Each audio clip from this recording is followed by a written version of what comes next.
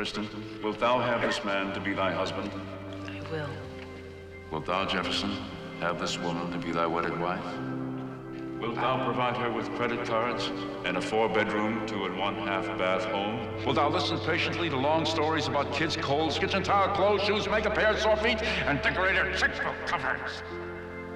I will. I pronounce that Kristen and Jefferson are husband and wife. In every married life, there are certain key phrases that ignite the imagination. What's for dinner tonight, sweetheart? You don't like fish? I love fish. It's just a little overwhelming to have Grouper. It's grouper. What are you going to do with your life? Question is, what can I do? You have a BA in advanced languages. What was your minor? Elizabethan poetry. Let's not fight. You're not sleeping in this bed. Oh, really? Anywhere but in this room or in this bed. So what do you want me to do, huh? Tell me. My parents are coming over this evening. This is good, Jake. You're quite a barbecue chef. What is this? Is this dirt on here? If I tell you something, will you promise not to get mad? Okay, I promise I won't get mad. I stopped taking the pill.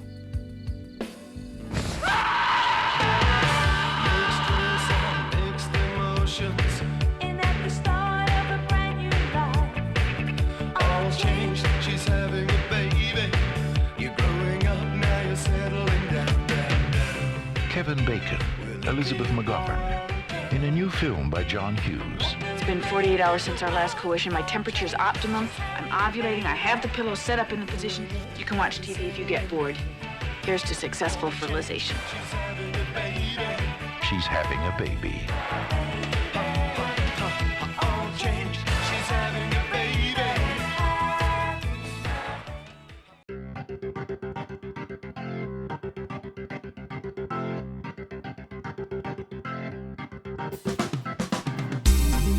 Hello, I'm Katie, and welcome back to Retromade, your pop culture rewind. Today, we're heading back to 1988 to revisit She's Having a Baby, which is a more personal entry from John Hughes that we'll get into. This time, he steps in as both writer and director, one of the 8 where he does do that. It's a look at marriage, expectations, and growing up, with a little bit of that Hughes humor and anxiety mixed in. And as always, we'll check in on what else was happening in 1988 with a quick time capsule. Joining me is returning guest and someone clearly not afraid to explore a very different corner of film genre in the podcasting world. He is the host of a fairly new show called Bloody Sam, a Peckinpah Fan Podcast. That's a mouthful. Welcome back, Scott Murphy. I guess I should have thought about that when I named it. Give it a less complicated name. But I don't know. I thought if I just called it Bloody Sam, people who are Peckinpah fans know that his nickname is Bloody Sam. But if somebody somebody stumbled across it, they might need further context. So I thought I'd give it the longer name, which is needed for me. I needed it, so that was smart. Now you also host All 90s All Action. Apparently, my speciality is creating podcasts with complex names that people just don't for remember. Dummies like me. It's fine. So it's all 90s action all the time. Yes, and I like that. I like the genres that you choose to cover. So you've been on talking about your action podcast, but tell us a little more about your Peckinpah show. Yeah, so it basically, I know this season of your podcast is on the Director's Chair Network. Ryan, who is the chief of the Director's Chair Network, he reached out to some people who had previously been on the Last Day Action Heroes podcast network. And he was like, is anybody interested in covering any director? And I was like, I wonder. And I thought about directors I might be interested in covering. Sam Peckinpah is a director who I'd seen a handful of films from, but we didn't know all of his filmography. But I thought he would just be an interesting figure to explore, because I think he arrives at an interesting period in Hollywood. He kind of explodes in that kind of new Hollywood wave in the kind of late 60s. Okay. And also I thought he'd be interesting to cover in the kind of current climate, because Sam Peckinpah is a director who very much from the outside you might think is like the very embodiment of toxic masculinity, what we call toxic masculinity right now.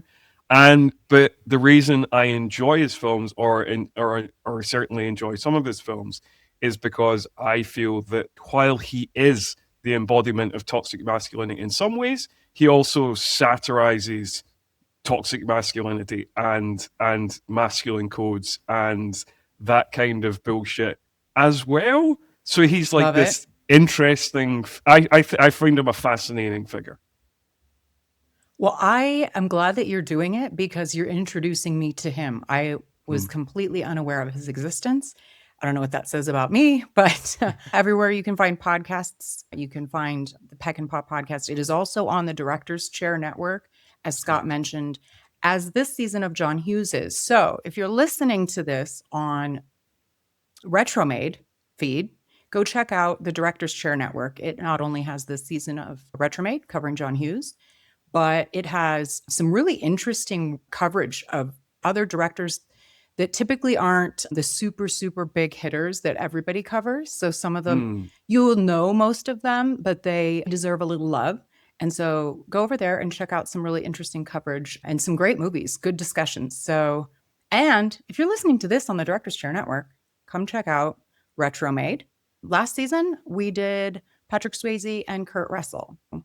Now, I think we need to set the stage to get into the 1988 frame of mind, Scott. I know you were just a wee one, probably in 1988.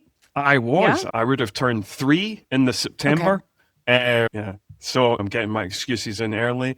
So, again, want to mention, as I mentioned on the previous 2 appearances, I am Scottish, so a lot of your American references go over my head. And I was 3. I wasn't, for most of the year, I wasn't even 3.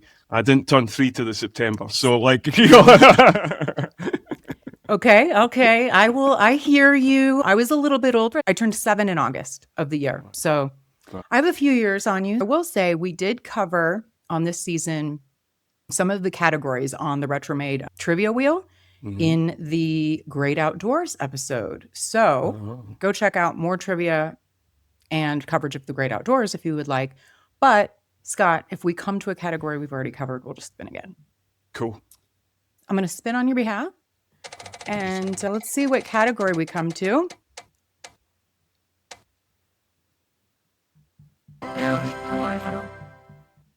This is fair game. Big screen time machine. Great. This would be top movies at the box office for 1988. Okay? Anything coming to mind? I have hints for you, but... For 88? No, for some reason, like 88 is like...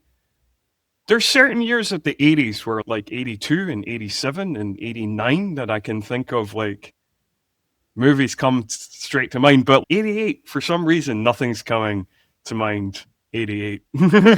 Maybe some clues will help you. A groundbreaking animated film where cartoons and humans interact in a noir-style mystery.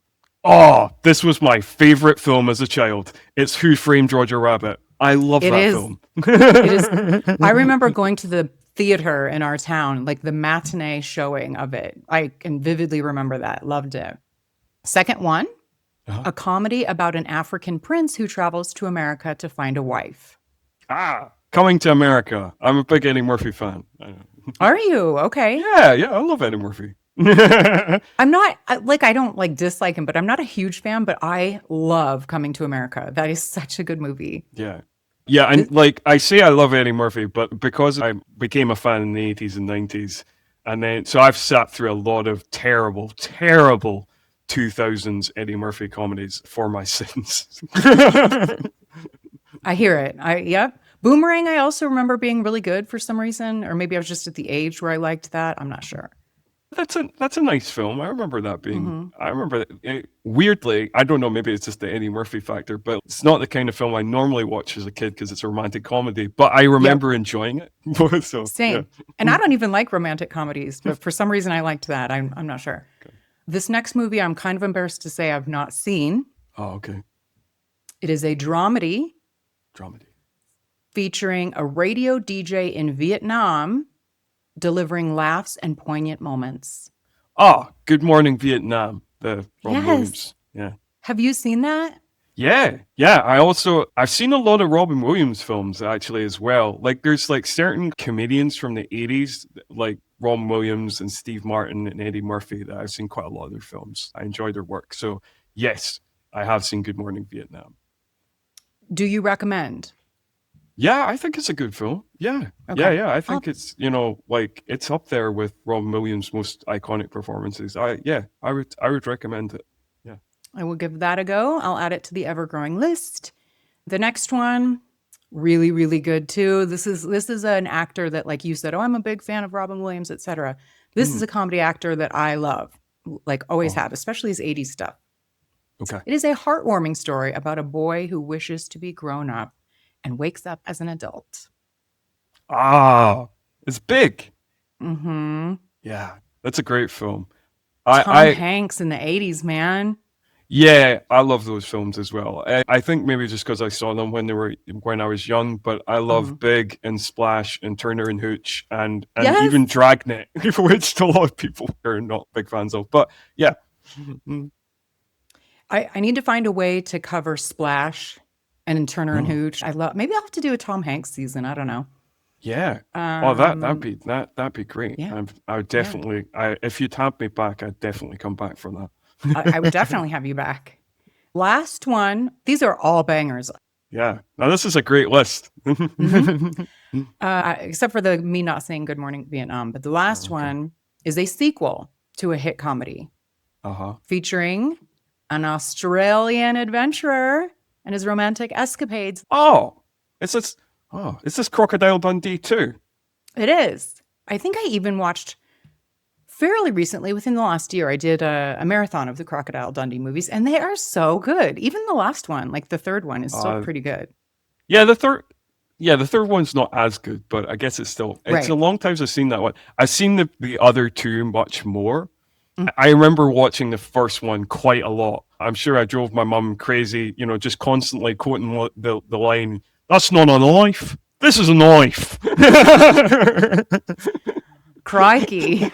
Oh, God, I love Crocodile Dundee. Yeah, poor Australians have to listen to Americans' bad Australian accents all the time, just quoting that movie. I mean, it's the same with British people. Yeah, mainly quoting that film. And also there's an Australian soap called Neighbours, which is very popular in the UK. So we always...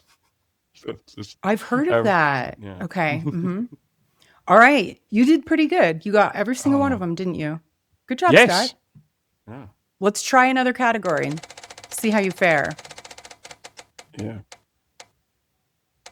No.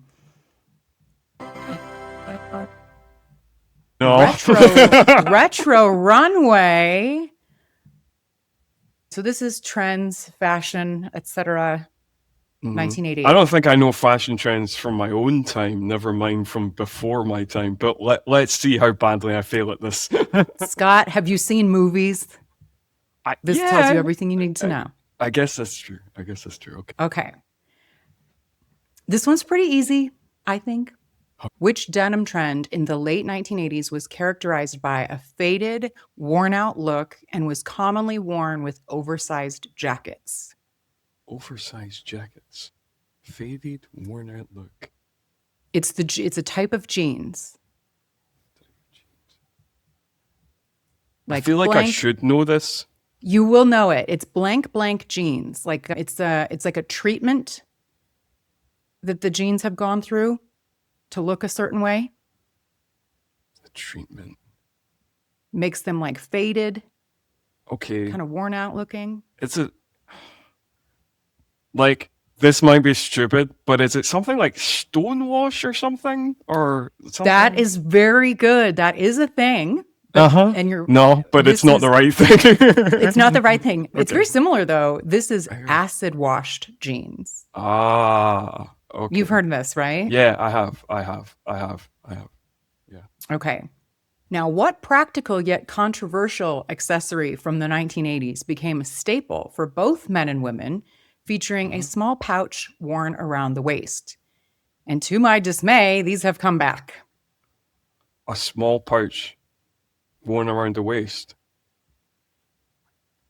Do travelers also often wear them? Is it like a traveling thing?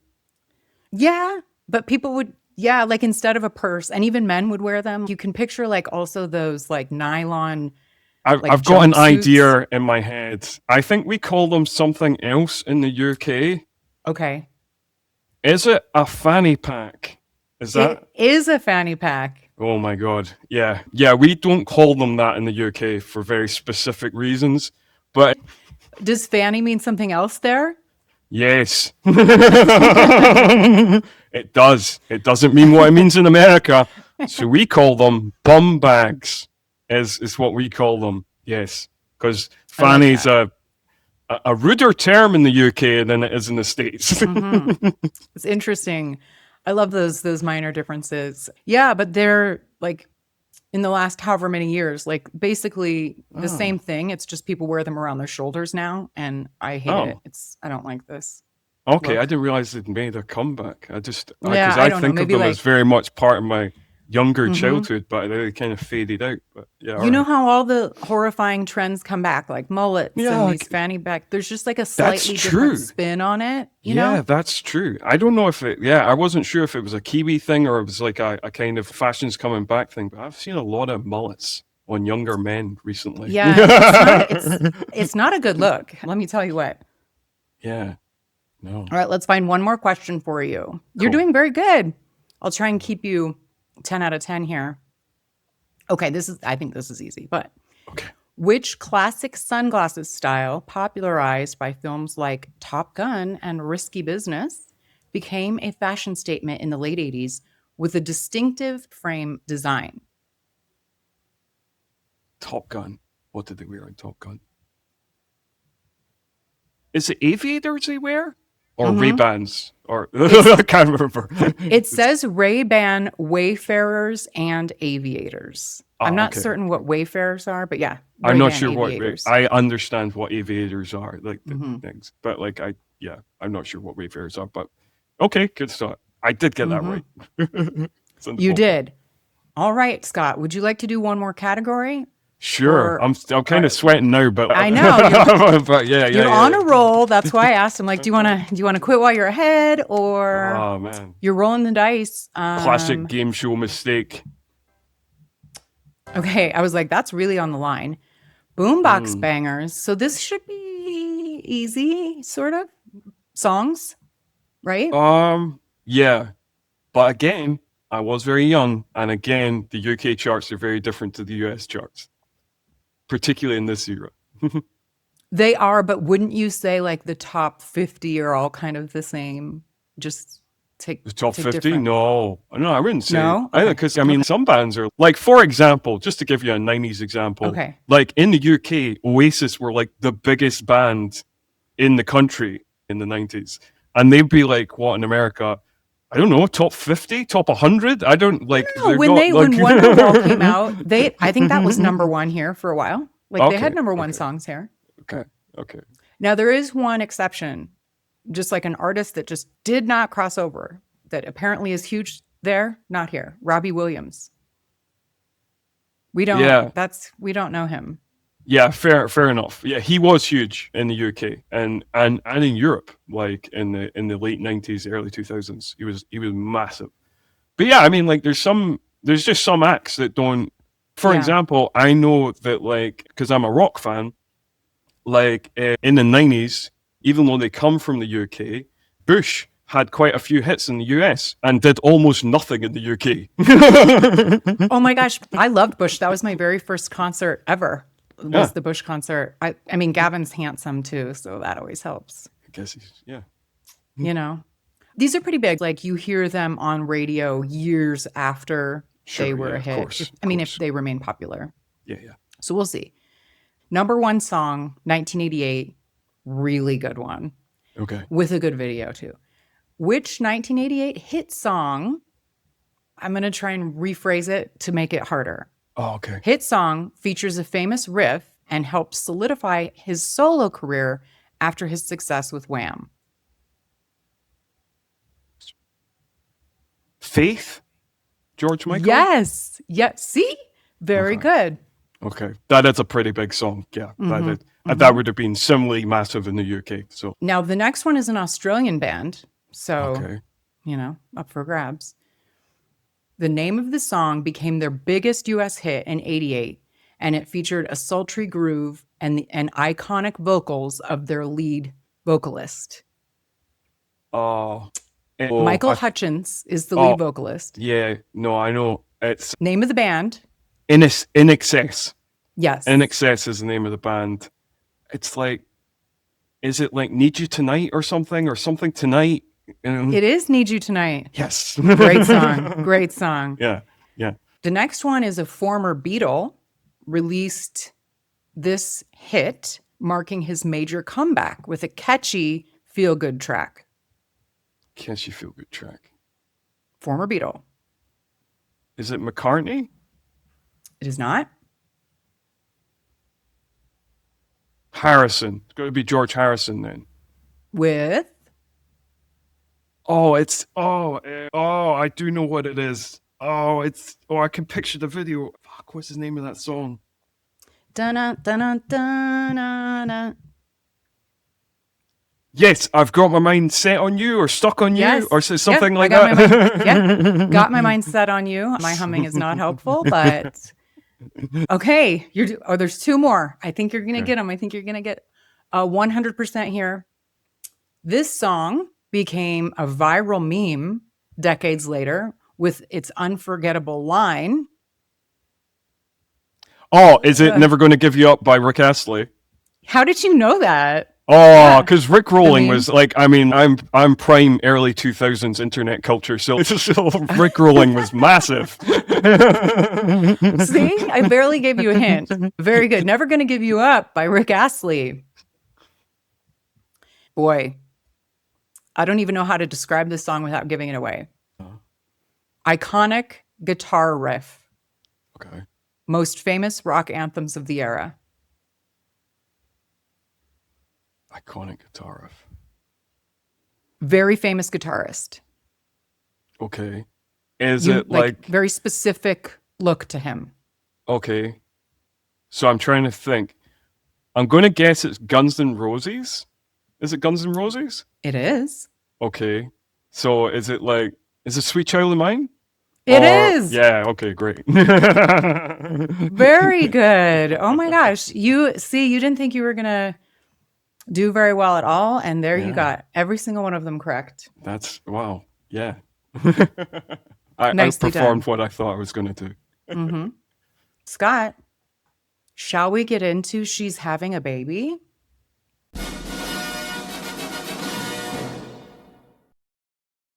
She's Having a Baby was released February 5th, 1988. Had you seen this before? No, I had not seen it before. I kind of don't think I have either. I might have caught maybe a few pieces here and there, but I think this was my first viewing as well. So if you are listening or watching and you also have not seen She's Having a Baby, it follows a young couple, Jake and Christy, as they navigate the early years of marriage, balancing career uncertainty, suburban expectations, and the growing pressure to start a family. Through humor and anxiety, the film captures the often messy transition from carefree youth to the realities of adulthood and parenthood. This sounds a little different from other John Hughes movies, doesn't it? Yeah, no, absolutely. It's definitely a different track to, a lot of his films, which are either kids' films or they're teen films. They're not a lot of more adult films. This one seems like probably the most autobiographical for John Hughes for a few reasons. But yeah, I mean, aside from kind of the family mishap type movies and the kid-centric and the teen movies, this one is the only one that seems to focus on the trials and tribulations of post-college and what that means. As in this case for Jake and Christy. So John Hughes, as I mentioned at the top, both directed and wrote this particular movie. And he took it really hard because he felt a personal connection to it. I think he even said in the credits it was inspired by his wife. Yeah, that does come up at the end of the movie. Yeah, like at the end of the credits. At the end of It did not perform well at the box office, so he took that really hard. It was a $20 million budget and grossed only $16 million worldwide. I mean, as evidenced by the fact that neither of us had seen it, it is a little bit lesser known. Despite having a nice cast, it's PG-13. The IMDb rating is 6. Do you think that's fair? Yeah, I think it's relatively fair. I might put it a little higher because when I watch things, I kind of like put them in my letterbox, and for letterbox, I was kind of between giving it a 3 and a 3.5, and I gave it a 3.5 Okay, nice. in the end. So yeah, I might rate a bit higher than that because I would say a 6 is like a kind of 3 stars, but I don't think it's unfair. Right. Same. Now, Kevin Bacon is the star here. His name is Jefferson, but he goes by Jake Briggs. Yep. Kevin Bacon had quite the moment in the 80s and 90s, and I think he looked really, really good. The hair of him and Alec Baldwin in this, it was just so of the time. And, it kind of got me thinking because Kevin Bacon hasn't come up yet, I don't think, in a movie that I've covered on Retromade. So kind of wanted to explore him a little bit. So, sure. He's the whole 6 degrees of Kevin Bacon. So I looked into the origins of that because I didn't really know. And so if you also didn't know, I guess it started in 94. I sort of thought it started earlier than that. But some college students were watching Footloose, and a commercial for another Kevin Bacon movie, The Air Up There, was airing. So they were discussing how Kevin Bacon seemed to be in everything and recalled a quote from a magazine interview that he did for Premiere Magazine, where he claimed to have worked with everybody in Hollywood or someone who's worked with them. So it has become a trivia game challenge based on the 6 degrees of separation. You can connect given any actor in 6 steps or fewer based on a shared movie or TV credits. Did you ever play this game? I don't think I ever really played it, but it comes up. Yeah, no, I definitely. Yeah, I feel like I have in uni. Yeah, because that would have been, even though it's obviously been around since the 90s, that would have been when I first would have come across it in the early 2000s, I think. Was it the first time? He's definitely worked with a lot of people. I dig Kevin Bacon. I like a lot of his movies. Like, he kind of seems to stay out of trouble. I love that he, this long relationship with Keira Sedgwick. They have this little hobby farm that they post videos about. It's cute and sweet, and they seem just like a normal couple. So I kind of like that. And he's aging very nicely. So I'm a fan of Kevin. Do you have any thoughts or fandom or not of Kevin Bacon? No. I like Kevin Bacon. I've seen quite a few Kevin Bacon films, and he's great in a bunch of things, both like the film stuff he's done, and particularly I know I'm a fan of horror, so I am obviously I love him in Tremors. Weirdly, just coincidentally, I was a guest on another podcast just last month talking about Stirs of Echoes. So this is the second time this year that I have recorded a podcast about a Kevin Bacon movie set in Chicago. Is that set in Chicago too? Okay. Yes. I haven't seen it, and I don't even know. I'm sure I've seen it when it came out, but I forget. Interesting. I mean, you might as well start a Kevin Bacon podcast, Scott. I think that would be a lot of fun. I think covering Kevin Bacon films, I think it would be great. I think so too. What about Elizabeth McGovern? Are you familiar with her? Do you know her from anything? I am familiar with her. I've not seen her in a lot of stuff. In the UK, she's most famous for being in Downton Abbey, and I am not a watcher of Downton Abbey. But I have seen her in a few movies, particularly from this era. Mm-hmm. So, she is De Niro's girlfriend in Once Upon a Time in America, which is an amazing film. And, also, just last year, the year before, I saw her in a really cool neo-noir film called Johnny Handsome that's got Mickey Rourke in it, which is also from similar era, 80s, I think maybe 89. It's a Walter Hill film. That's the reason I watched it, because I'm a fan of Walter Hill. And as problematic as he kind of is, I do like Mickey Rourke films, certainly of that era. Yeah. So yeah, I know her from a few things, but I don't know her extensively.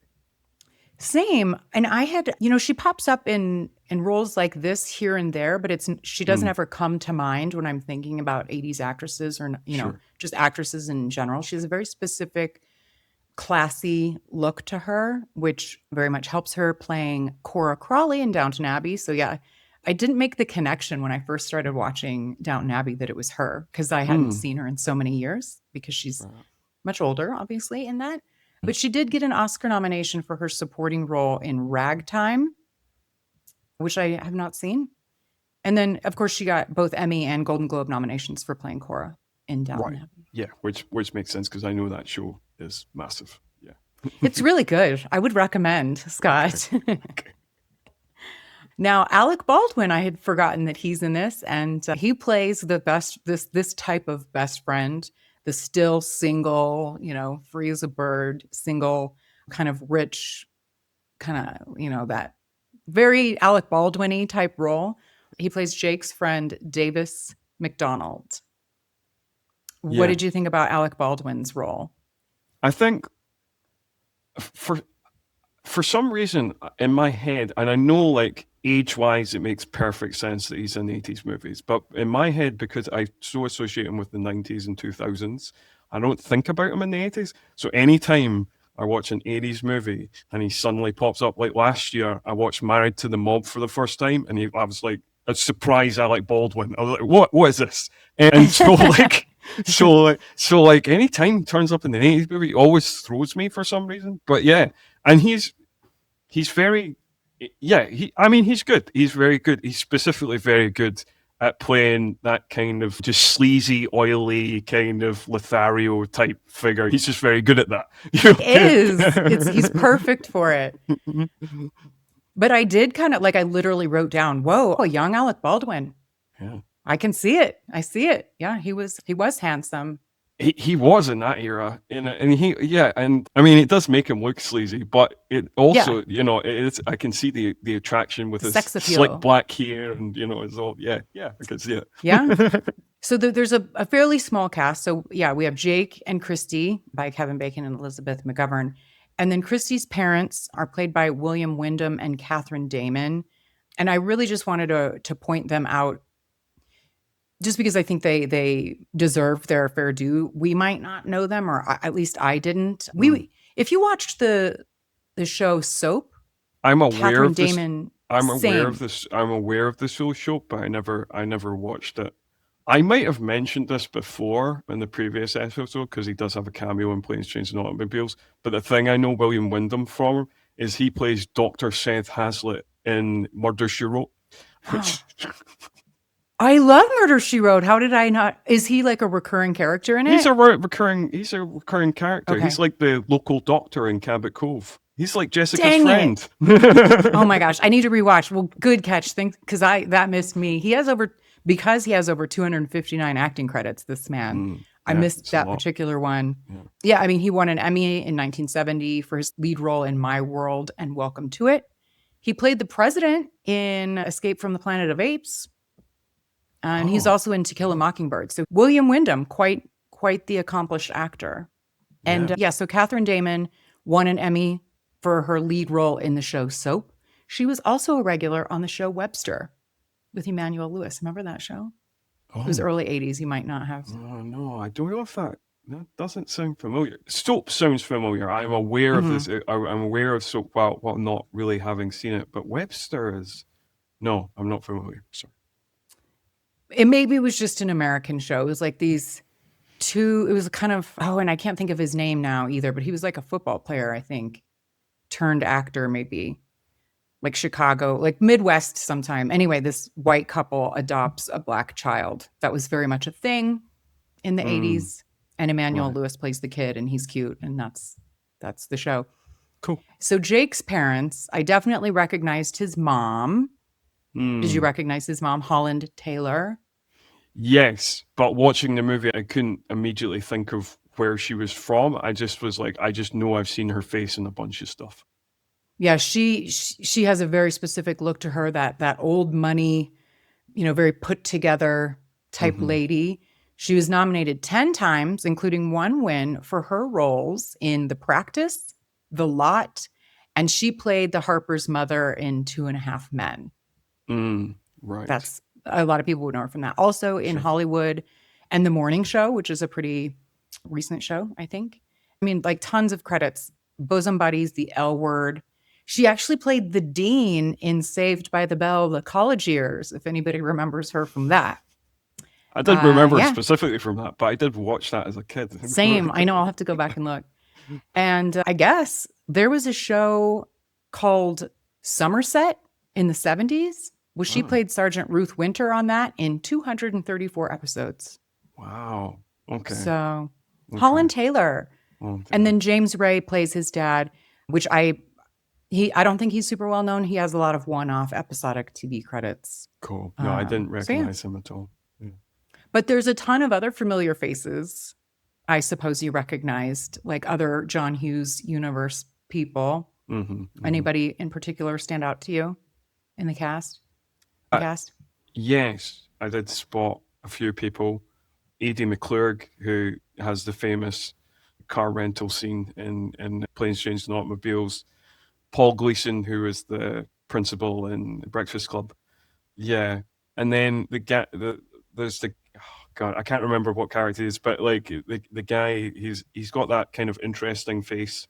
Larry something, is it? Larry Hankin. Yeah. The skinny guy? Yeah. I recognize his face. I can never remember his name. Sorry, Larry. But I know I've seen him. And then when I looked him up, and then I was like, oh, I know him from Friends, and I know him from like Billy Madison, I know him from other John Hughes movies. So actually, Larry Hankin, I think he was the cab driver in Planes, Trains, and Automobiles? He was. Also? That's what he was. Yeah. And you and I covered that. I think were you my guest on Planes, Trains, and Automobiles? I was. Which kind of shares a universe with this movie because it does, because the opening scene where the taxi cab raced. Yeah. Where they're both chasing after the same cab. We'll get into that in a little bit too. There's another connection. But yeah, Edie McClurg, like the redhead, Larry Hankin, and John Astin, who's also was in Some Kind of Wonderful. So he was the other like male neighbor, like at the barbecue when they're talking about who I most know from the Beverly Hills Cop movies. Yes. John Ashton, Larry Hankin, and Edie McClurg play their suburban neighbors. Paul Gleason, as you mentioned, he plays the guy who Jake interviews with in order to get an ad copywriting job. Which he completely lied about, and they hired him anyway. I love that. Yeah. You know, because it shows that he can sell himself well. That's like, I guess, like that's just... He didn't though. They were like, we looked you up, and everything on here is a lie, but you clearly want a job, and you'll work for nothing. So yeah, that's true. You know, that's true. The job market must have been not very competitive at the time. No, probably not. It was the late 80s. It was before any stock market crashes or anything like that. The other ad exec who hires him, I looked that up, and he's played by Dennis Dugan, who's the director of Happy Gilmore. He did look familiar, but I didn't he was that guy to me. Yeah, that's funny. Lily Taylor, this is her film debut. She's in it just for a brief second. She's the lady, the receptionist at the medical clinic that he gives his sperm sample to. Oh, yeah, right. Lily Taylor. Yeah. Is that... Oh, I recognize that name. She's in a lot of things. I love her in Mystic Pizza, also from 1988, actually, or 89, maybe. I don't know. Oh yeah, I know who you're talking about. Yes, yes, she's a great actress. I love her. If anybody's into horror movies, she's in a great 90s vampire flick called The Addiction, which is directed by Abel Ferrara, the same guy who directed King of New York and Bad Lieutenant. And I would highly recommend that. The Addiction. It's very underrated. More people should see it. Check it out, everyone. I'm not a big horror person. I don't know. Very specific genres of horror, like subgenres I'm into, but... Yeah, it's not super gory or anything. It's not. It's more atmospheric. It's all shot in black and white, and it leans more on the kind of atmosphere. I would say. Okay. But I have quite a high tolerance of horror because I've been watching it for really several decades now. So I don't know. Maybe I'm not the best person to judge. Scott also has a New Horror Express. Yeah, that's is that right. your show? That's right. Yeah. That ran from 2018 to 2024. There is 185 episodes for you to check out. Still up there if you want to. Dang, that's quite a few. I will say, hope you caught a certain stunt man in this that is in a lot of action movies, since you're all 90s yes, action. all the time. I did. I'm always very excited. There's certain kind of stunt guys or people who are in a lot of action movies who are just faces you recognize. But yes, what the thing that confused me about this scene, so the person we're talking about is Al Leong, who has a very distinctive look and very distinctive facial hair. And he turns up in this movie as a fashion photographer. And I thought maybe because there's a bunch of like dream sequences in this movie or fantasy sequences. And I thought they were going to do something with that. And there was going to be like a mini action scene or something with him. But no, he's just a fashion photographer. And once this photo shoot is done, he like walks off and that's it. And I was like, oh, okay. An interesting change of pace for Mr. Leong. You're right. He's very specific looking. You cannot miss him. Yeah. Now, I bet you I'm the only person, because I watch these through the credits, because that's just who I am. But also I'm always waiting for, sometimes there's a post-credit scene or something, right? So there was a credit scene in this, which we'll talk about. There was not a post-credit scene. But by watching all of the credits through, I noticed someone that popped out at me. So because I covered Patrick Swayze last season, love him, read his book that he wrote with his wife. He was just like so dedicated to his wife, whose name is Lisa Nemi. And she played one of the models in that photo shoot. Oh. Like, when he has that freak out, it's like a baby diaper photo shoot. And then there's also models there. She's one of the models. Yes. Patrick Swayze's wife in this. Oh, okay. Right. Yeah. Stuart Copeland did the music for this, and I think this is the first time that I have seen him in any of the movies that I've covered. Are you familiar with Copeland's work? Like, I'm not massively familiar with his film score work, but he is a member of the Police, right? He is correct. The drummer for the Police. Yes, I didn't know that. So yeah. So I'm familiar with his drumming work for the Police. Yeah. So then he, I guess, parlayed that into, doing compositions for film scores. So he did Wall Street, 1987.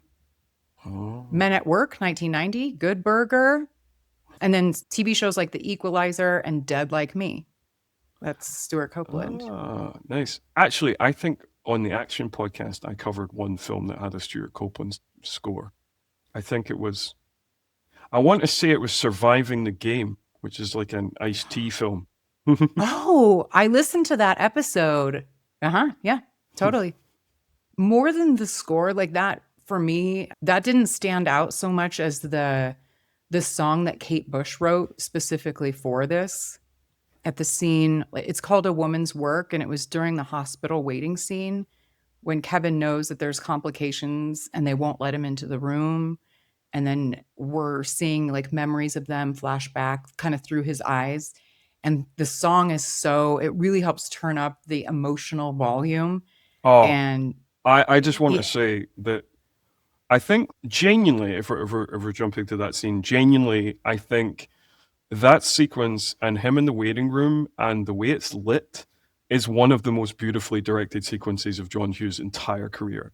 And that song, that Kate Bush song, just absolutely crushes the emotion. I don't care if you like. I've got I'm quite happy to admit I cried during that sequence. It is engineered to make you cry. Like it's weaponized to make you cry. It's such an overwhelming scene, and it's so beautiful. It genuinely heartbreaking sequence. I should be crying, but I just can't let it show. I should be hoping that I can't stop thinking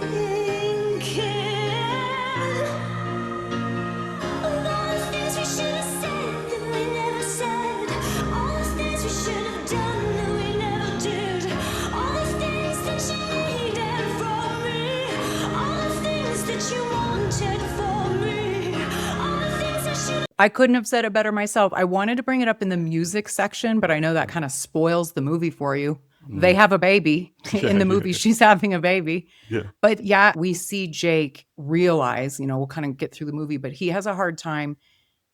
He has an arc. He's finally like becoming who he needs to be and realizing that he's been taking his wife for granted and his life that he actually has for granted, and those flashbacks to those wonderful memories and like seeing him rise to the occasion. And so the song combined with Kevin's acting and the way he Oh, emotes, yeah. and you're right, the cinematic nature of that scene was really powerful. Yeah. Yeah. And yeah, like you say, like Kevin Bacon is a big part of what makes it so moving and what makes it so emotional. But I think, yeah, just everything comes perfectly together, from the direction, the lighting, the way it's lit, and those kind of the waiting room with the kind of spotlights, and just everything about it. And then the cherry on top is just that brilliant Kate Bush song that's just absolutely slays you. It was written, I mean, it was perfect. The lyrics, everything about it was perfect because it was written for this. So, and it was nicely done, Kate Bush. What kept coming to mind for me was, wow, this is really different. This is kind of a departure for Hughes movies for me. Did you feel that, or what were kind of your initial? It does feel like yeah, no, I agree. It does feel like a departure because I think he's going for a little bit of a different tone. I think like a lot of his movies are more generally straight up comedies, whereas this is, I don't think it always accomplishes it, but I think this is definitely going for more of a dramedy type thing. And I think sometimes its tonal gear shifts are a bit wonky in the going between the comedy and the drama, but sometimes it really works at the same time. So I do think he's definitely aiming for a different tone. I definitely think that obviously, because we're dealing with like people kind of, like you say, post-college, post-uni age, it's definitely the humor he's trying in some cases is very Hughes, but in some cases is kind of going for a more mature angle. And I think there's a kind of gentleness to the film, and there's a kind of more kind of it's less for wacky and more aiming for like to often to be moving, I guess. So yeah, I think it definitely has a very different feel to your typical Hughes outing. Gentle is a nice way of putting it. I think, Elizabeth McGovern, the way they have her, the way they make her character, she has this very, like softness to her, like everything, it softens the whole movie. But I guess to your point about some of the comical things, in addition to this being narrated, so this is narrated by Kevin Bacon's character. So it uses that so that we understand his internal monologue, and it does pay off at the end. As you might expect, once we learn he's a writer, we kind of see that coming, but that's nice nonetheless. Yeah. And he's able to say things to us that he doesn't say to his wife, I guess. So that's kind of how we're learning about his inner turmoil. I guess like we understand, and part of the reason that he's saying that, well, I guess that we understand relatively early on, because he gives hints to it, that the narration is like his reflection on past events.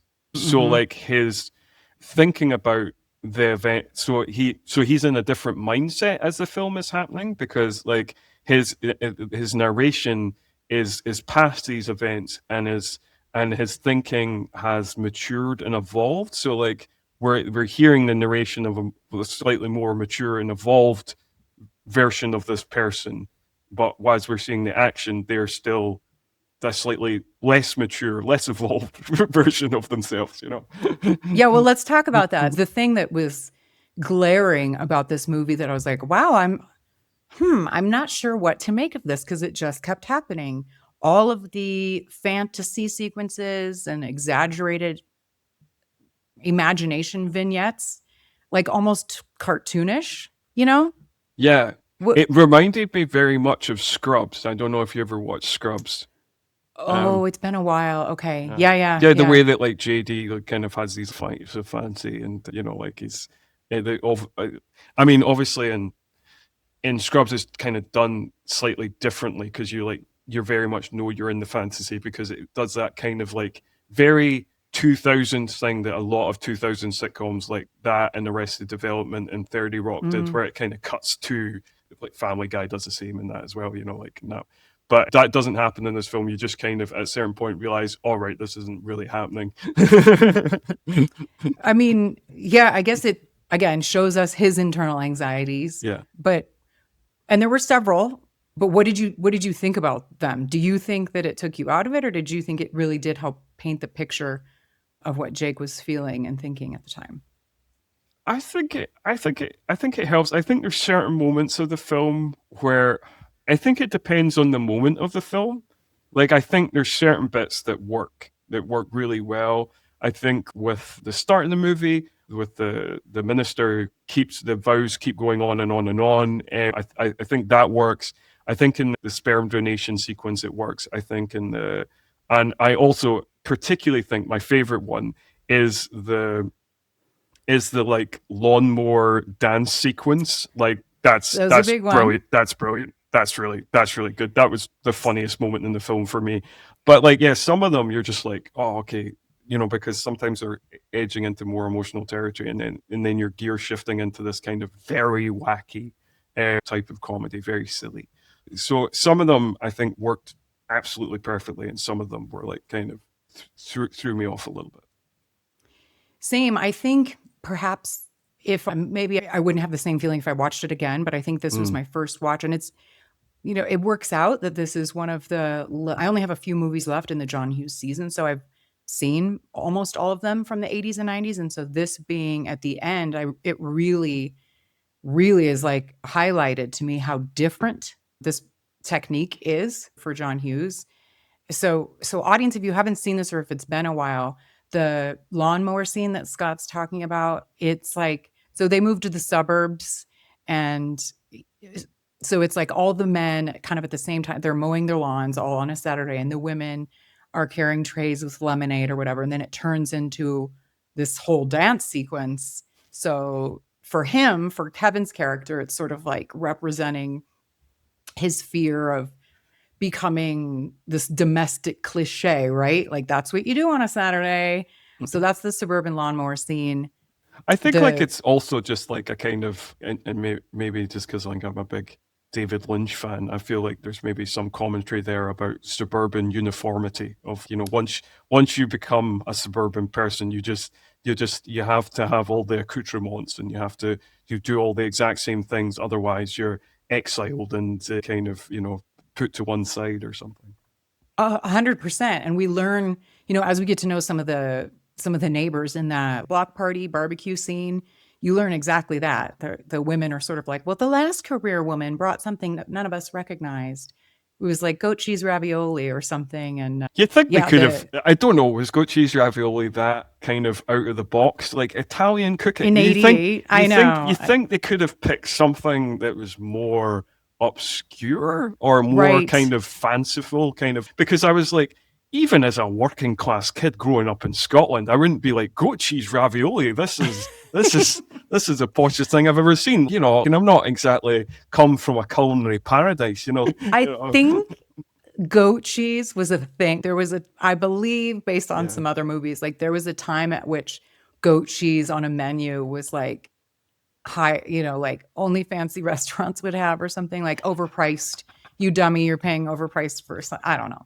Yeah, I guess. I mean, I guess it was a different time. I could because I know like certain things. There's loads of things that we don't see as fancy at all, and like even in recent times we're seen as quite fancy. There's to give a UK example. There was a famous example in football, not the type of football but like soccer, where the team Manchester United, most football stadiums like for halftime sell like hot meat pies. That's like that's your snack or whatever.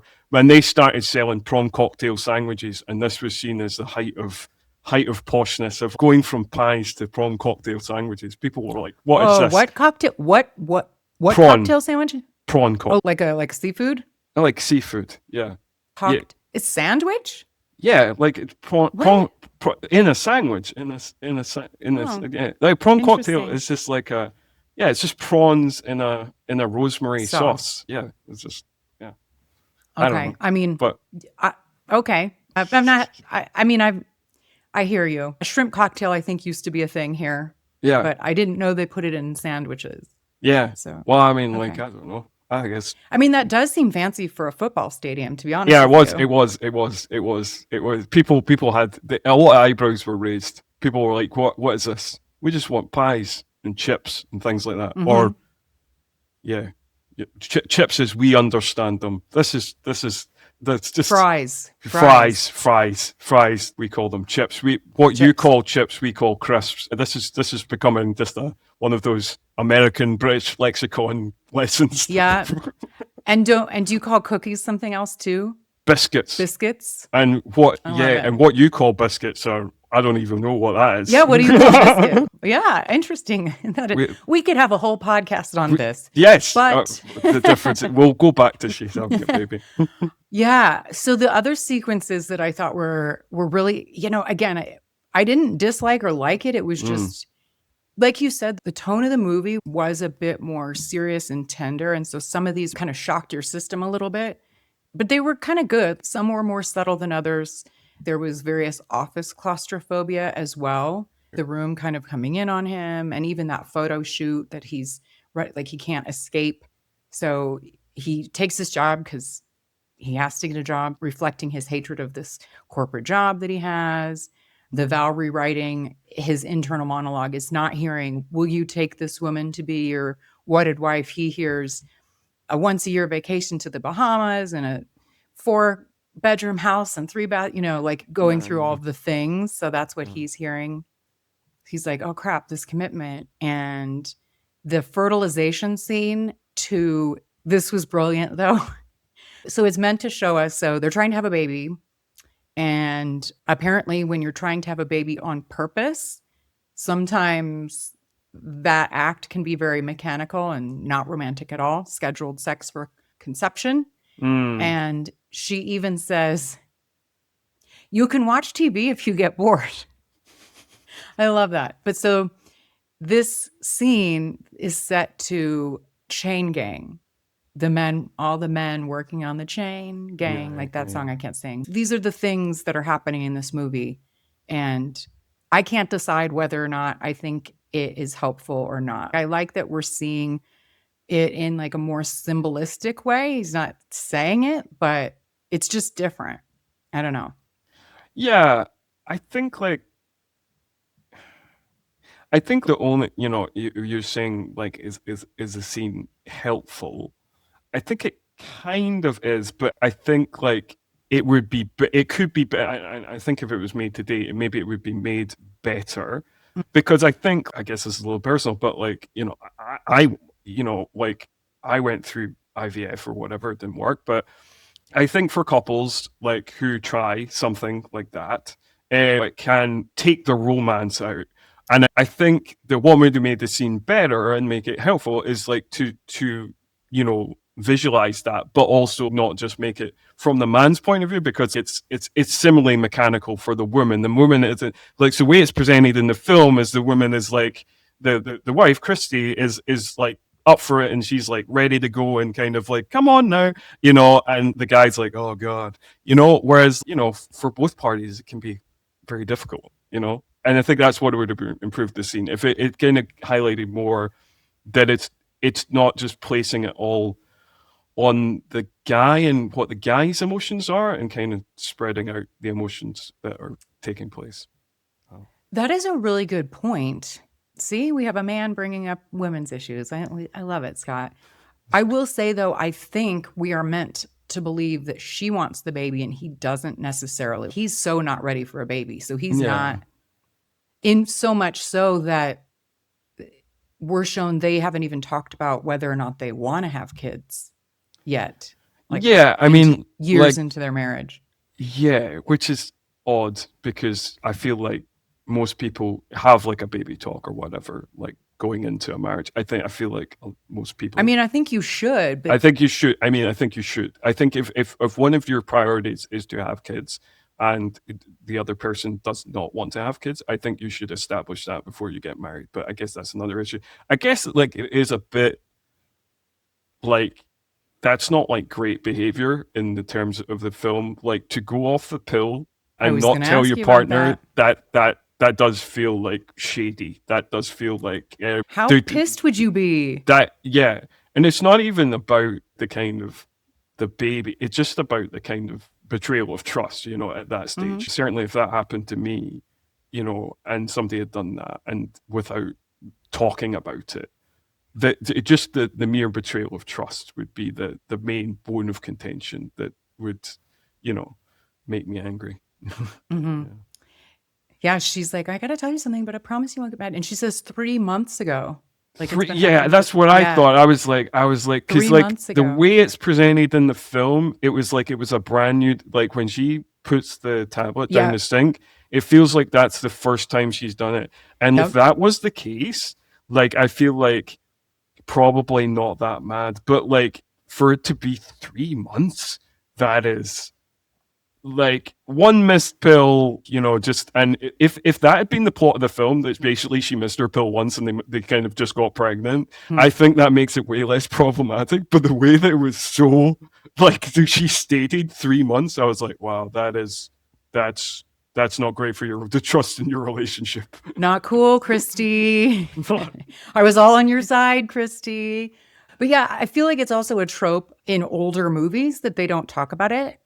Like it becomes a problem once they're together, do we even want to have kids? But maybe it's just, I mean, this was 88, not 58, but maybe it was just assumed that married people have kids. I don't know. I think so. And like the thing I did think about, and the thing that I've heard you talk about on this podcast, is there is a conservative streak to John Hughes. Like in his vision of like, and like, fill in my John Hughes gaps as I listen to your podcast and watching the likes of Mr. Mom and like other kind of family-based ones. He clearly believes that is what you should have. He clearly, believes in the kind of conservative ideal of the nuclear family, mom, dad, kids, marriage. And anybody who lives outside of that is painted very negatively. Yeah. And like one of the things that kind of made me laugh in a bad way was like when Alec Baldwin brings home the woman from New York, and she is presented in a hyper negative light. And the reason she's presented in a hyper negative light is because she didn't want to get married, she didn't want kids, and they kind of almost cartoonishly make her like super kind of evil. And she comes back, and she's come back for her mom's funeral, but she doesn't care about her mom. And also, just to point out, the film doesn't give us any indication of what her mum is like. They just present her in a hyper negative light because she isn't that interested in her mum's funeral. Her mum could have been an abusive piece of shit, if for all we know. Well, she says the only person, she says, well, Neiman Marcus will certainly miss her or something like that. So, I guess. But this is all points against her. And again, she's a very freely sexual person. And again, this is presented as this is the worst thing. This is not what you want to be. Well, and therefore it's okay for Alec's character to use her, and he says as much. Yes, which is really grubby, and it's my least favorite part of the film. It's just, I think, he clearly has his ideas of what family should be and what relationships should be and what normal is, and I disagree. I do too, and you're right. It has come up a lot in Hughes movies, and to your point about what's kind of interesting is because he's showing the very realistic fear and anxiety that he probably had. That a lot of young men. I mean, they got married really young, like in their early 20s, like right out of college, and so they're probably not ready for all that adulthood requires of you. Sure, and the parents putting pressure on them to have kids. And other side note, it's like the parents are still working and they're like, I should have a picture of my grandkid on the desk. And nowadays it's just very different. Most people wait to have kids, and therefore their parents are already retired. Like they're not still working when they have grandkids. But this also kind of shows the entrapment of suburbia and the fear of that happening. And it kind of hits you over the head with it. So it's like, clearly John Hughes is, kind of wrestling with that he's like, seemingly this is his only option. This is an inevitable path. There's no other path to take. And so you just have to resign yourself to this, like, block parties on the weekend and mowing the lawn, and that's what your life is, and you need to find happiness in it, and you have kids and you die. So he's wrestling with that, but then he's also kind of showing that he's rising to the occasion. He needs to, I guess, yes, learn to appreciate that, and he does.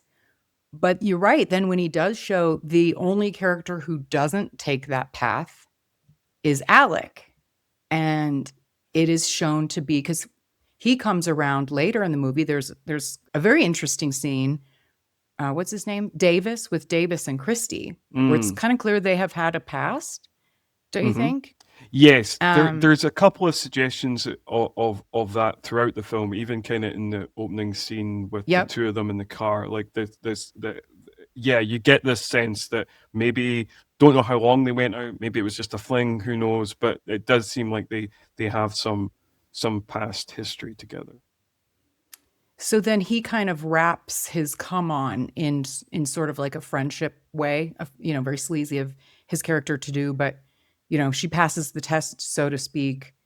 But in that scene, it's clear that he's saying, because earlier we see this, and this is a trope of the movie, the single friend is shown to be like having all this fun with the single wild life, while the married friend seems, kind of chained down without that same freedom. And sure enough, the single life that the friend has turns out to be very unfulfilling. This is kind of a trope. And that happens in this movie too. So to come full circle to your point, yes, the path that is not this is shown to be unfulfilling. So again, there's only one way to live your life in John Hughes movies. Pretty much. Yeah. And like you have pointed out several times throughout this podcast, any woman who is single and or childless is seen as like just the worst. And he definitely has some hang-ups there that are definitely. Yeah, it's interesting. I'm kind of getting doing this season has been a little surprising to me. I guess I didn't know. I mean, I'm certainly not like an expert in John Hughes, but I love a lot of his movies. And so I chose to tackle his films from the 80s and 90s. And it has been an education for me. And so, I'll talk about that in the wrap-up episode. But to your point about his conservatism, the family type conservatism, not necessarily politics, but I'm sure. Did you notice the two best friends' names are Jefferson and Davis?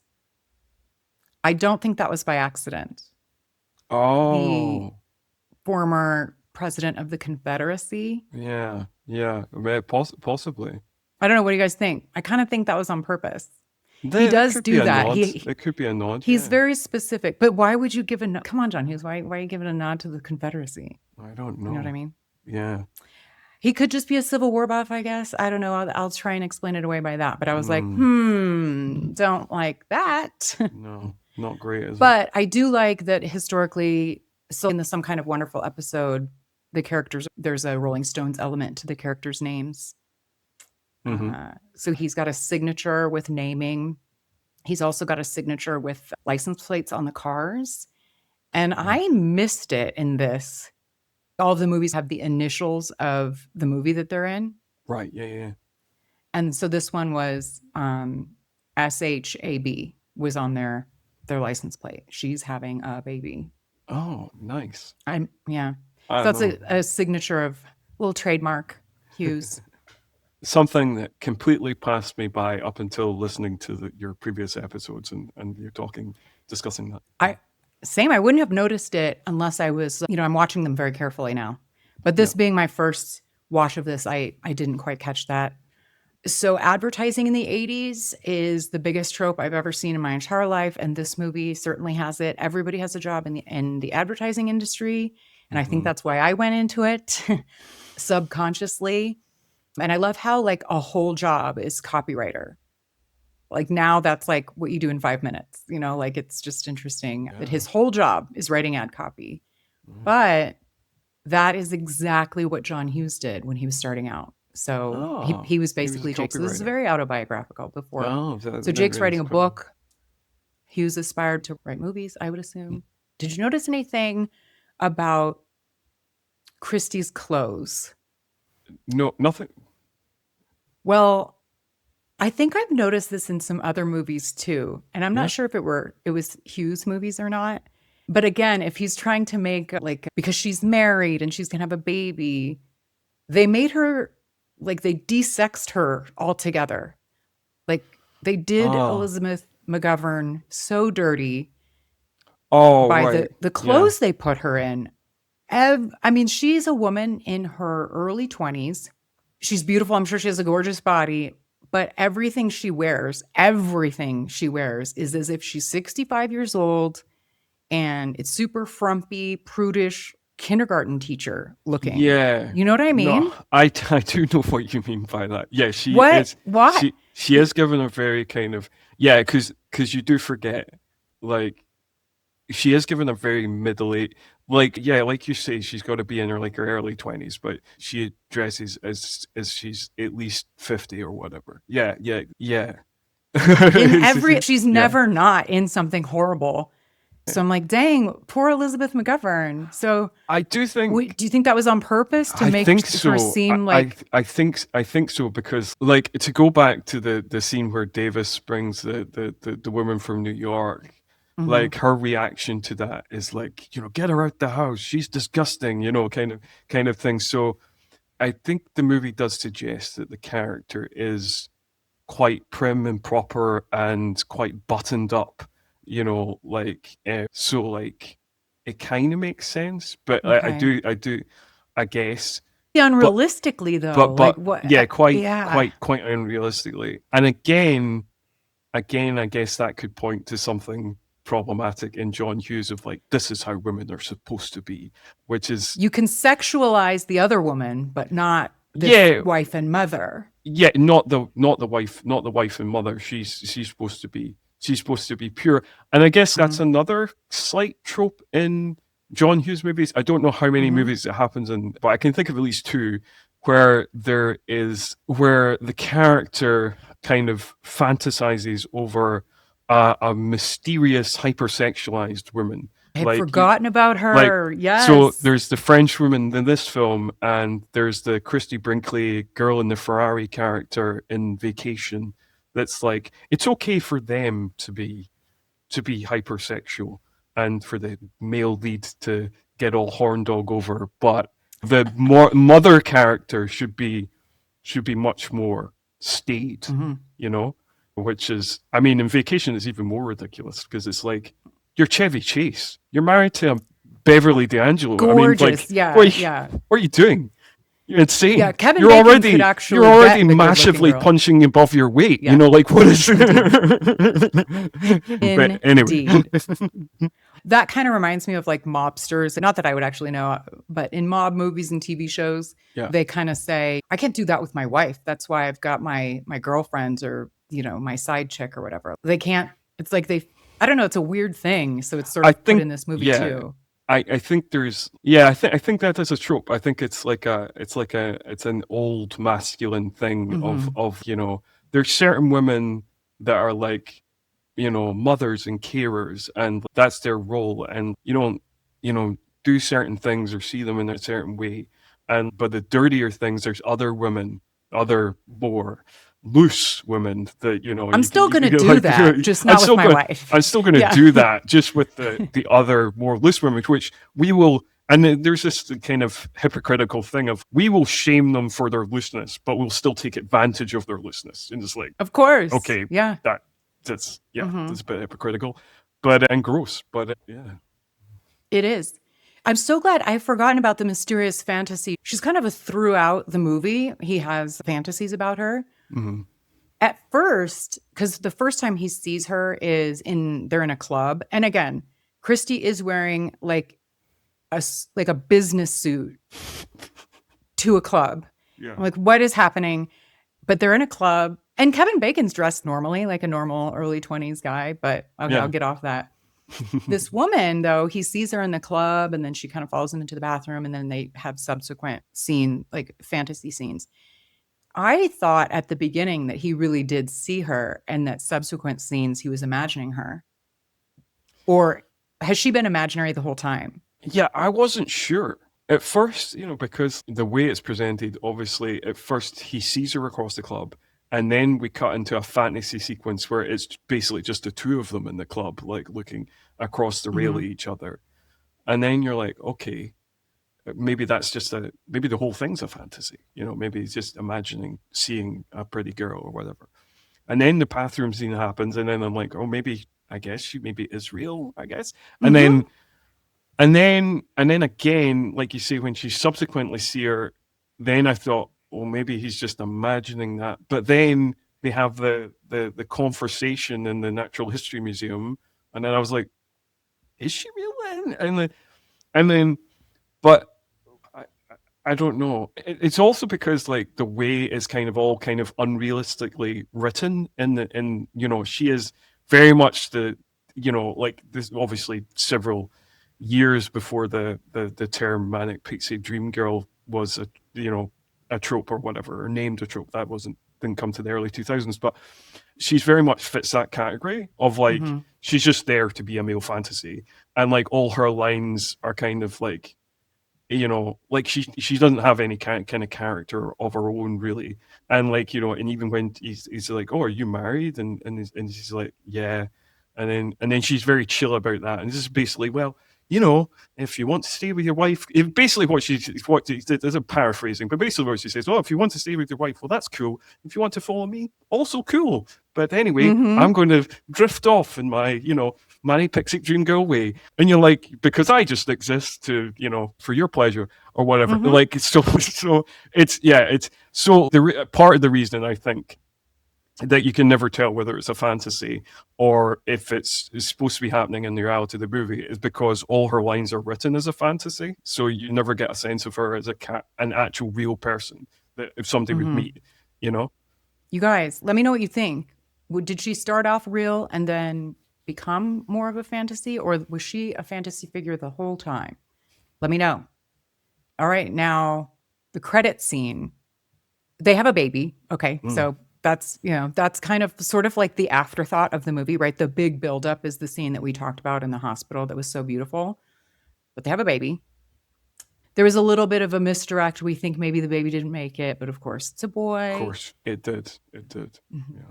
So there's various people, celebrities, a lot of actors, most of which are Hughes universe alums, sometimes even in their character, offering possible baby names, most of them super ridiculous suggestions. Did you have any favorites or anybody that stuck out to you in that sequence? There was probably like 30 people maybe. I can't think of the names, but I do think the standout just because he thought of such weird names was Dan Aykroyd. Like his just riffing on coming up with all these odd names, which feels like a very Aykroyd thing. He seems very adept at coming up with just wacky names for characters and stuff like that. So Aykroyd was a standout, and it also was funny that Aykroyd and John Candy were clearly on the set of Great Outdoors. Yep.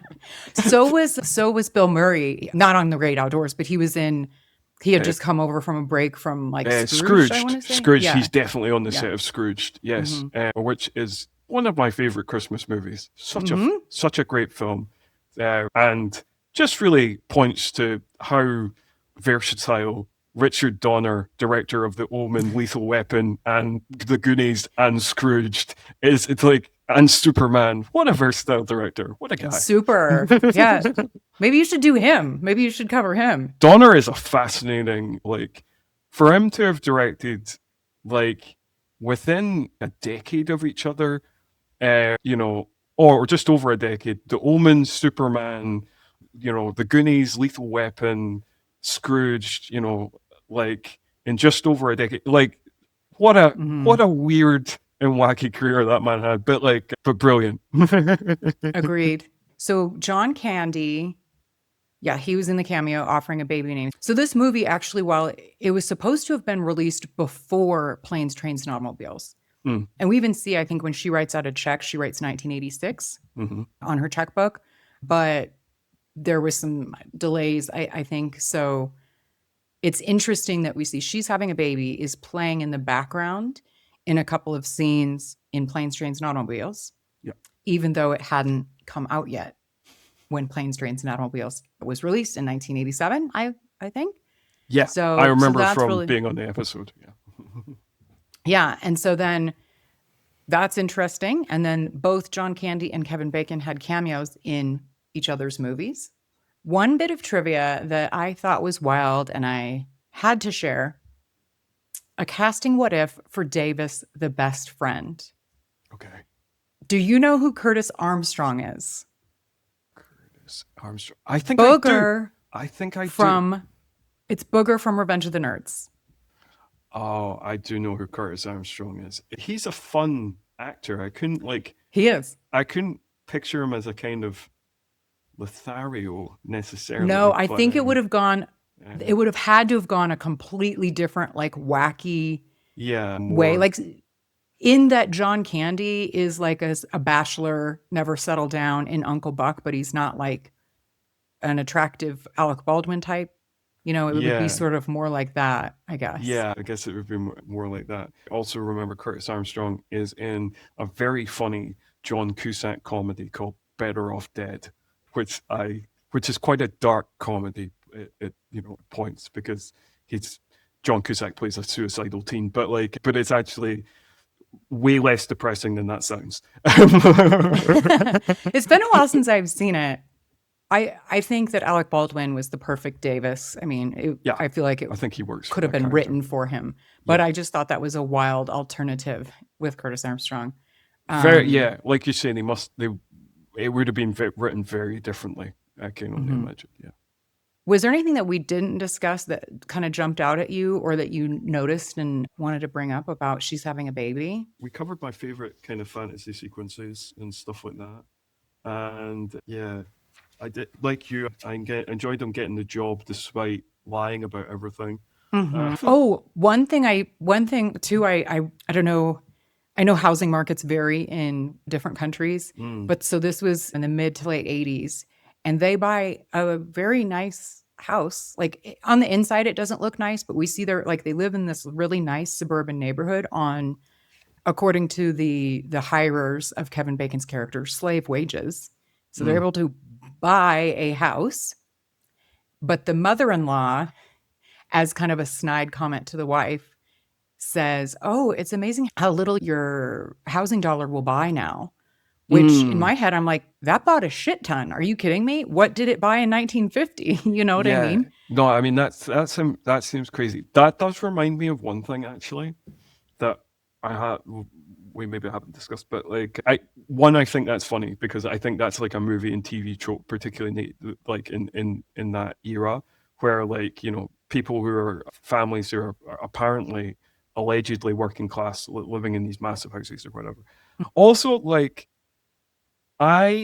that scene that you're talking about, this dollar stretching, one thing I would say is I don't think this, on top of the fashion stuff, I don't think this movie does good by Elizabeth McGovern's character. I think for me, the scene when they're setting up house and they're kind of bickering about their respective in-laws and there's real comedic chemistry. That's a real fun sequence, but I don't think Christie is given enough of those sequences. I think you were saying, she's kind of set up as this kind of very responsible, very prim and proper, very buttoned up, very mature kind of mother type, almost from the off. And she's not really allowed to have much fun. And I think that I think a character can be both. I think they can be both a very caring, motherly type and also be fun and join in the fun of the film. And she gets a couple of moments, and I think that's one of them where they have a bit of banter about, her slagging off his parents and him slagging off her parents. And that's fun. And it's one of the moments that I think feels most real to a kind of the way couples banter and stuff like that. And I just wish there was a bit more of that. I wish her character was filled out a bit more, She was a bit more rounded. She was seen beyond the scope of like mother, carer, responsible woman. Excellent point. I very much agree. You pointing out their dialogue in that sequence. Yeah, I agree on the Christie part where he does shine. Obviously, John Hughes he's a very good writer, obviously. Yeah. But his dialogue is especially, a lot of his movies are kind of known for their dialogue, especially in Breakfast Club. But for whatever reason, it really stuck out to me how good the dialogue was in the very mundane neighbor conversations that they have. Seemed, very realistic. Just the things that they talked about, how the women were with each other, how the men were with each other, and the back and forths. I was like, that seems very realistic for the 80s of what these neighbors would actually be talking about. I totally agree. I think that like that sequence is one of the funniest sequences in the movie. And yeah, it's probably an exaggeration of like middle class suburban life, but like Christy is just being talked at by the other wives of the neighborhood who are just talking shit about like the queer women, but also talking almost exclusively about food. And then the husbands like knowing all the specific models of lawnmowers and like just talking almost exclusively about that. And yeah, it's an exaggeration, but it's like a comic exaggeration that really works because it is that thing of, everybody's been to those kind of events where they're just, there's certain types of very middle class suburban people. They're just always talking about house prices, and the women are talking about certain foods or clothes, and the men are talking about kind of like their cars and their grills and their barbecues or whatever. That's the kind of things that obsess them, and whether man or woman, obsessed with gardens. Yep. They love gardens. The hoses. I mean, it was smart too in that there was like little payoffs that the guys were talking about. Oh, you don't know anything. You buy these cheap hoses. You go through as many hoses 2 a year. You'd be on your 18th wife by now, and it sits out there and it gets all hot. And then when you wash the dog, you burn the dog or something. And then 2 seconds later, one of the wives is like, Paul or whatever his name is, go get the picnic table out from around the house or whatever. And then the other wife yells at her husband, Joe, whatever his name is, help him. And you haven't done anything to lift a finger for this. And he said, I washed the dog. And she's like, you burned the dog.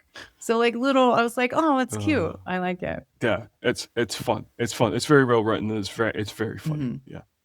Yeah, I think that, well written, very interesting, very different than a lot of Hughes movies, well acted. I think it needed to be a little tighter for me. I think that's another difference of a lot of Hughes movies. A lot of Hughes movies are, come in at the kind of 90 minutes. This is like an hour and 45. And like for a movie that's like, we talked about, the reveal that she's not been taking the pill for 3 months. And for a movie that's called She's Having a Baby, that reveal comes in like about an hour into the movie. So the whole baby having part in the movie is like the last 45 minutes. It's a while to get there. Yeah. So you think for a movie titled that would have come into the plot earlier than it does, rather than just, here's a young couple's marriage and a baby comes at the end. It's Yes. And the book that he writes, the reveal at the end, has the same title as the movie. Yes. So that was a nice little bow on the movie. I don't think I have any further thoughts, unless you do, Scott. Any final thoughts on She's Having a Baby? No, I don't think so. I think we've gone over the positive and negatives. I think there's more positives than negatives, and I think it's an underrated film. I think people should check it out. So a lot of it works, some of it doesn't. Some of the fantasy sequences are hilarious. Some of the fantasy sequences are just a bit weird. I think the one where, she's not taking the pill and then they have sex and then it cuts to like this kind of, these women in a boiler room or something with the very tight revealing clothing. That was just one of those ones I was like, okay, I kind of see, I see what you're doing, but it's random. Yeah, and like it's interesting because I think the one other thing I will say is I think that like the way it looks is also a bit different and a bit interesting. A lot of the movie is very stylized, and a lot of the movie, particularly the fantasy sequences, look like a music video, and which I don't think other John Hughes movies do. So I think that's the last thing I'd mention. That stylistically it looks a bit different as well. You know, I'm glad that you brought that up. I could not put my finger on it, but of course, having a veteran movie podcaster on to bring that up, that's exactly, in addition to the tonal difference, visually, it does seem like such a sharp contrast when you go in and out of those sequences. Yeah. Great eye, Scott. It has been a great conversation. So thank you so much for joining me to cover the last of John Hughes' written and directed movies that we're going to cover on RetroMade. Tell us where we can hear more from you. So you can hear more from me from my two podcasts. I mean, my other podcast that I don't do any longer is still on like Spotify, Apple Podcasts, wherever you get your podcasts. So that's New Horror Express. That's an interview podcast mainly. So I interviewed a lot of people within the indie horror industry. And then my other podcasts are both review podcasts, all 90s action all the time. We just cover 90s action movies. We do it from the corresponding year in the 90s. So this year we're covering the movies of 1996. We've got our March and April episodes all ready to go. So, that'll be The Phantom and Adrenaline Fear the Rush on that's those two episodes. And yes, and then there's Bloody Sam, a Peckinpah Fan Podcast, which is a mini series I'm doing, which will just be covering the 14 feature films of Sam Peckinpah over the course of 14 months. And the March episode is on The Wild Bunch, which is possibly his most famous film. I know that one. very famous Western. I think that and Straw Dogs is probably if people don't know Peckinpah at all, that's the ones that people might have heard of. But yeah, no, he generally directs kind of Western and action films. There's 3 available episodes. Maybe by the time this episode goes out, there might be 4 available episodes for you to listen to. All 90s action all the time. I think we've got maybe 75, 76 episodes, something like that. Yeah, Dang. Yeah, we got quite a few. And and I mentioned earlier, New Horror Express is totally complete now, but there is 185 episodes. So there's lots of things. Binge away. Lots of things you could listen to if you want to further delve into my podcasting. Awesome. Well, I will have Scott's links in the show notes so that you can easily check out his podcasts. But yes, this is our look back at She's Having a Baby and a Slice of 1988. If you have thoughts on this one or where it lands in the Hughes lineup, send them my way. And if you're enjoying the show, I really would appreciate if you take a second to follow, rate, and leave a quick review. I haven't gotten one in a long time, so I would very much appreciate you going on over and leaving a review, at least a 5-star rating. So that would be most appreciated. And until next time, be kind, rewind.